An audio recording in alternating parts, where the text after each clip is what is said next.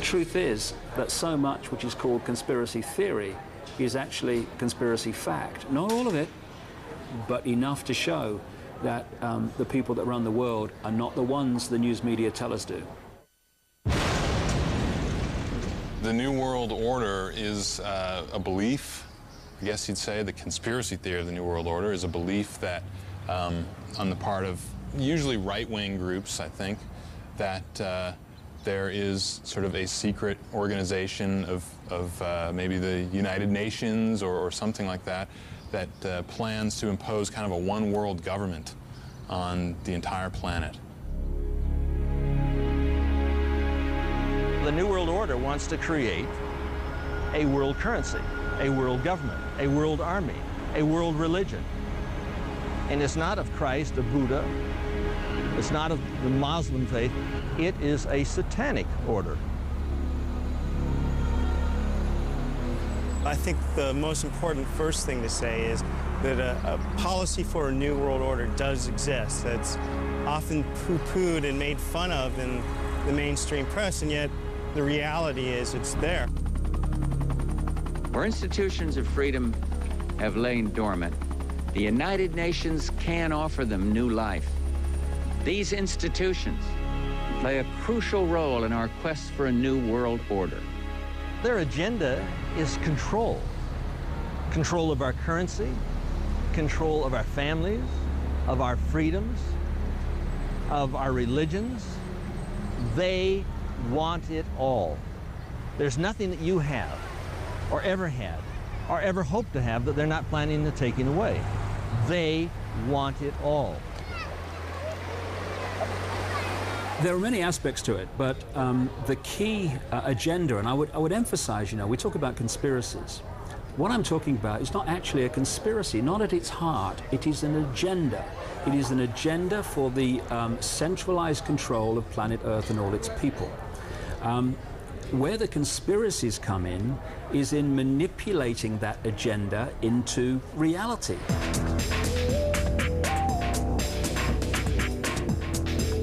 At the heart of the New World Order conspiracy is the belief that ordinary life is somehow controlled by a mysterious secret society, intent on pursuing its own gains at the expense of the rest of us.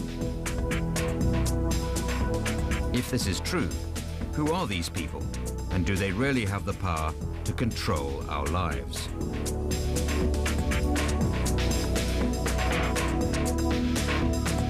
The New World Order theories are sort of what I call unified field theories, because they try to bring every event that could ever possibly happen under one giant conspiracy theory. And usually behind the conspiracy, according to the theory, is some secret group, some secret society. And depending on who you talk to, it's usually a version of what's called the Illuminati. Now, the Illuminati were a real organization that did exist in the 18th century in Europe. They were sort of kind of like the Masons. They kind of grew out of the Freemasonry movement, sort of even more secret than Freemasons. And a lot of people think that they probably did have something to do with the French Revolution and that sort of thing. The conspiracy theory would have you believe that the Illuminati have continued to exist to this very day, and maybe even existed prior to the 18th century, in fact, going back thousands of years. After I'd identified the structure through which the world was controlled today and the organizations, many of them anyway, through which it was done, became very clear to me, and didn't take a genius, that this structure could not be put together in 5 minutes or 5 years or 50 years. It had to go back a very long time. The New World Order, it seems, goes back to the very beginnings of civilization itself. When you get back into the ancient world, you find a stunning common theme. Gods with advanced knowledge that created ancient, advanced civilizations which modern archaeology and history still cannot explain.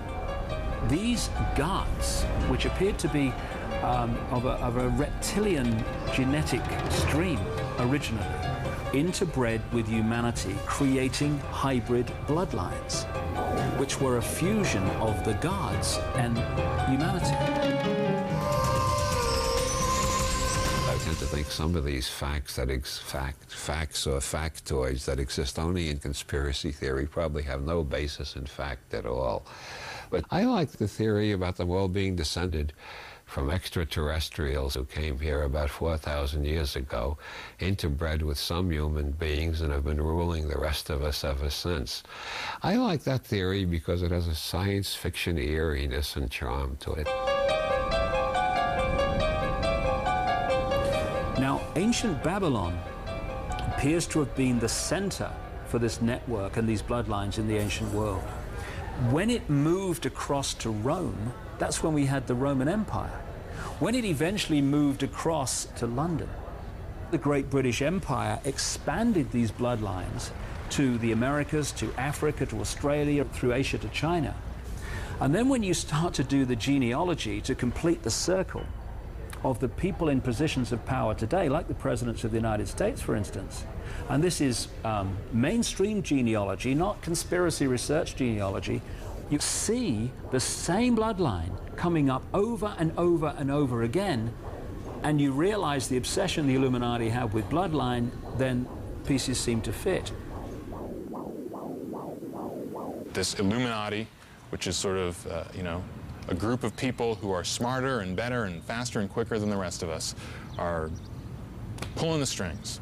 Now, if they've really been around for 2, 3, 4, 5,000 years, you kind of wonder why they haven't managed to, you know, take over the world yet. It's been a long time.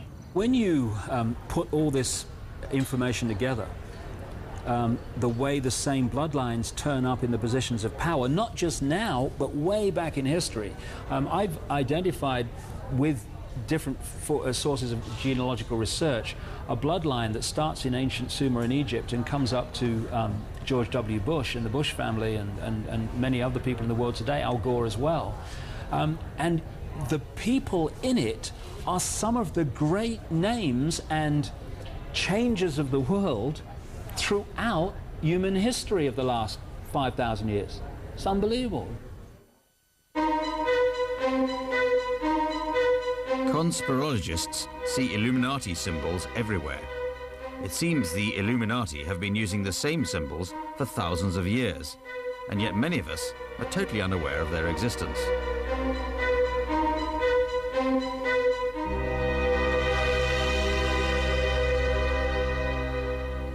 If you take a look at the backside of the dollar bill, it'll say Novus Ordo Seclorum, the new social order, and they have the pyramid.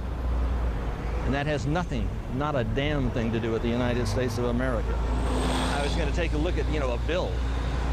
And you can take a look on the backside of the bill and it'll say, here. You can hardly see it.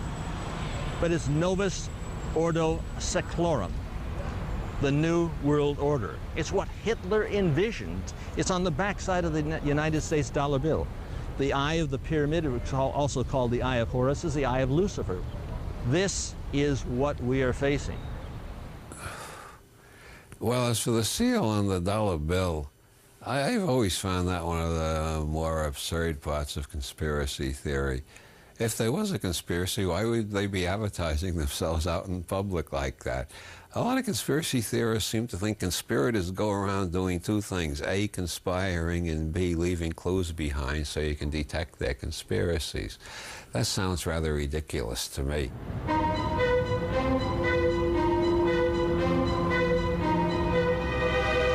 Just to give you an idea of how black is white and topsy is turvy in relation to our perception of what's going on compared with what is. In New York Harbor is a lady holding a lighted torch, a Statue of Liberty. Statue of Liberty, land of the free. That's what most Americans, 99.9% of them, believe that stands for.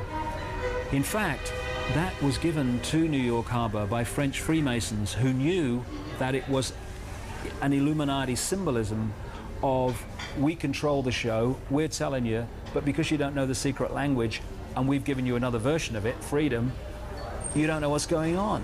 But a lot of that might have had to do with the fact that a lot of people in our government have belonged to the Masonic movement, including the founders of this country. You know, George Washington was a Mason. There's a famous picture of him wearing his Masonic apron, and a lot of the signers of the Declaration of Independence were Masons. And I think 16 presidents, I'm not sure the exact number, but I think 16 different presidents have been Freemasons. So, you know, I mean, I guess when there's that many Freemasons in the government, it's not surprising that you see these Masonic symbols every now and then. Now, does that mean that there's some Masonic conspiracy to take over the U.S. or the world?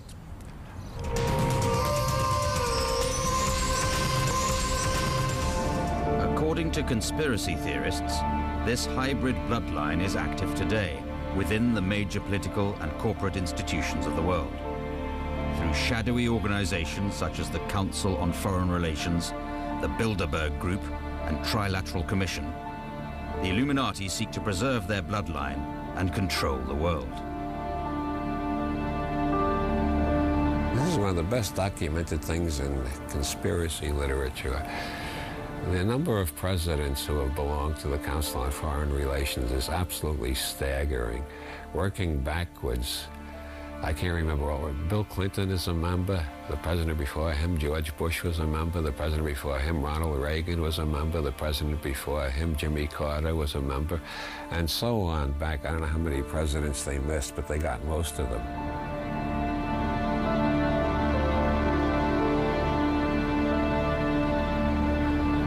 You have Richard Holbrooke, Bill Clinton's peace envoy, Bilderberg Group, Trilateral Commission, Council on Foreign Relations. He answered to the Secretary of State at the time in America, Warren Christopher, Council on Foreign Relations, Trilateral Commission.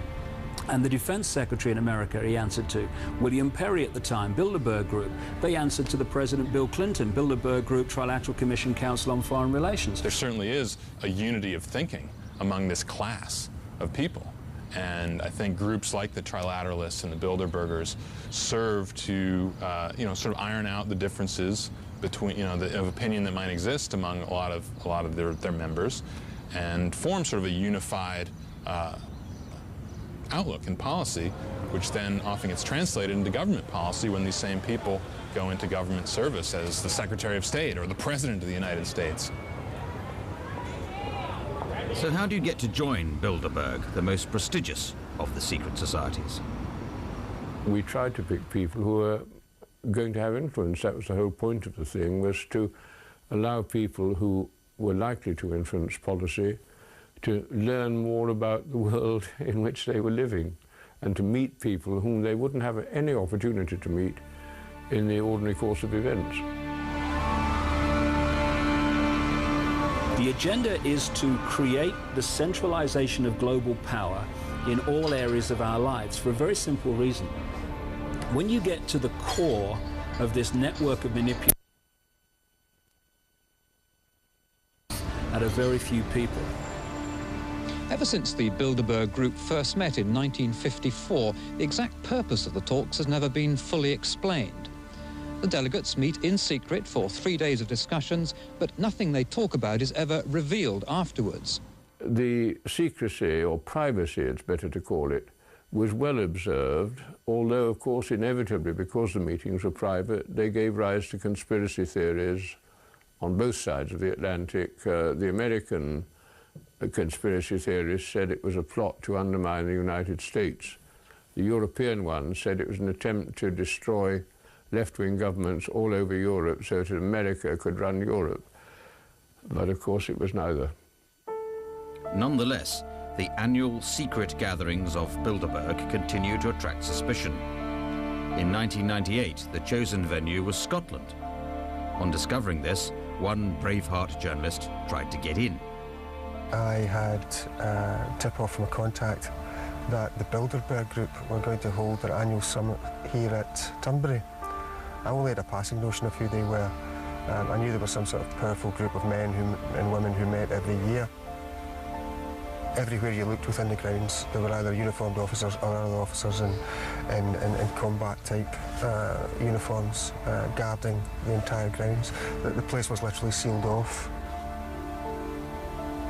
I personally was left with a very strong impression that I didn't feel this was an entirely healthy thing.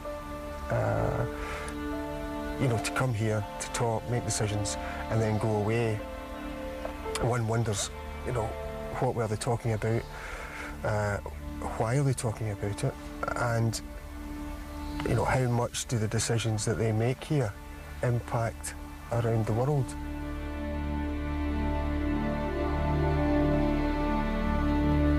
Why the Trilateral Commission, the Council on Foreign Relations, the Bilderbergers, and similar groups, why are they so secretive? I have pondered and pondered and pondered on that question, trying to think of alternatives to the conspiracy theorist usual explanation. They're plotting nothing but unmitigated evil against the rest of us.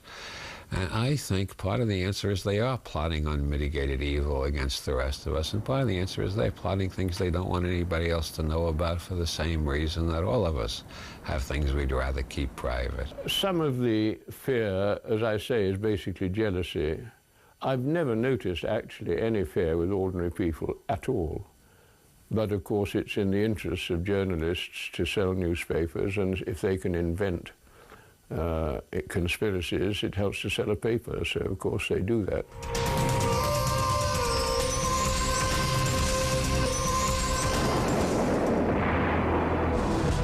Conspiracy theories would seem to be about secret societies covertly running the world. But in addition to this, conspirologists also develop theories about overt organizations like the United Nations and NATO. It's a very common belief on the part of right-wing organizations, especially in this country, that the United Nations is some kind of military political organization whose purpose is to take over and to basically stage a military invasion of the U.S. and use that as a springboard to establish this one world government, and that NATO is the force by which they're going to do this.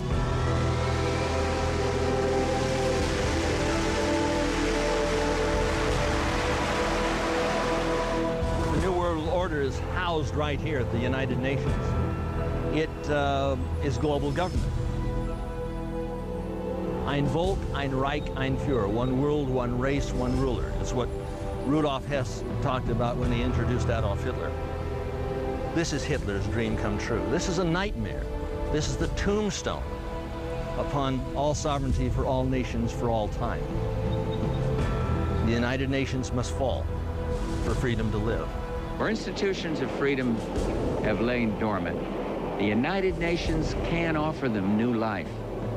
These institutions play a crucial role in our quest for a new world order.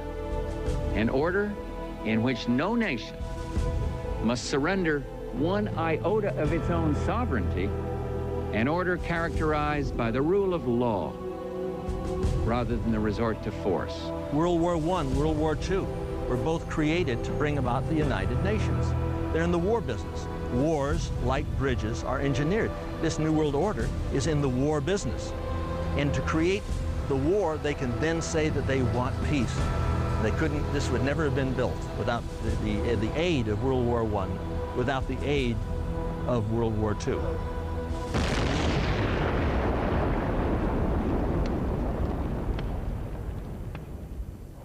There's creating events in the world like wars and terrorist situations, runs on currencies, stock market collapses, which create situations of problems which the public then demand that they provide answers and solutions to the problems, and then those who've covertly created the problems and got that public reaction do something, then offer the solution to the problem. You know, it's so easy to fit these events into this conspiracy theory template, this prefabricated conspiracy theory, that maybe there's another way of looking at it, you know, that's a little more different, a little more original, and maybe more enlightening. All the focus up until recently has been on the United Nations, and quietly groups like the World Trade Organization were basically taking over control of international business agreements.